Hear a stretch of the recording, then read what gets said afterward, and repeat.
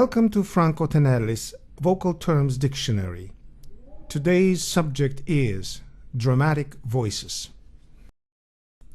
Dramatic voice is the ability to express necessary for a particular role or roles, dynamics of the character, mostly describing tragic events depicted in opera.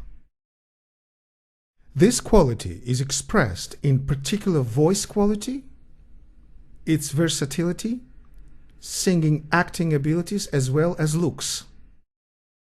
Heroic voices in comparison to dramatic ones could be as big as them, but they lack expressive versatilities in comparison. Heroic characters expresses more noble but less realistic to life quality. Many consider that true dramatic singers are extremely rare, if not impossible. Many consider opera as an impossible art form. Opera, to be close to perfect, has to fulfill the following requirements. Number 1. Perfect cast of singers. Number 2. Perfect opera maestro. Number 3. Perfect orchestra. Number 4. Perfect stage director. Number 5. Perfect sets.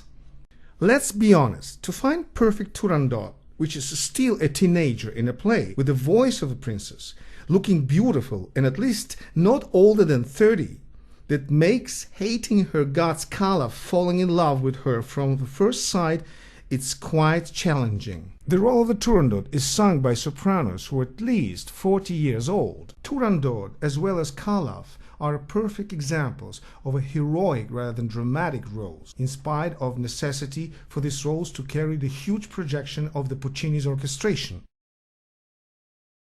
Singers themselves often mix up word dramatic with word huge, limiting dramatic roles to just big projective voices. Of course, they have their strong point. Small voices simply cannot be dramatic on stage, period. But is that all dramatic character needs? Let's refer to a great dramatic composer Giuseppe Verdi and his greatest dramatic opera Otello. The best candidate for the title role was Tamagno, tenor with huge projective voice. And yet, after rehearsing with Tamagno, Verdi becomes doubtful about ever publishing his opera. He even wanted to change the title, Otello to Iago. I'm sure that if that happened, that would make many baritones happier. The reason was not the lack of projection of Tamagno's voice, he had plenty of it, but his inability to be more dynamic, more versatile. Verdi writes to Ricordi, Tamagno is great in all heroic moments of the opera, like Esultate, but unable to carry nuances of the soft side of Otello.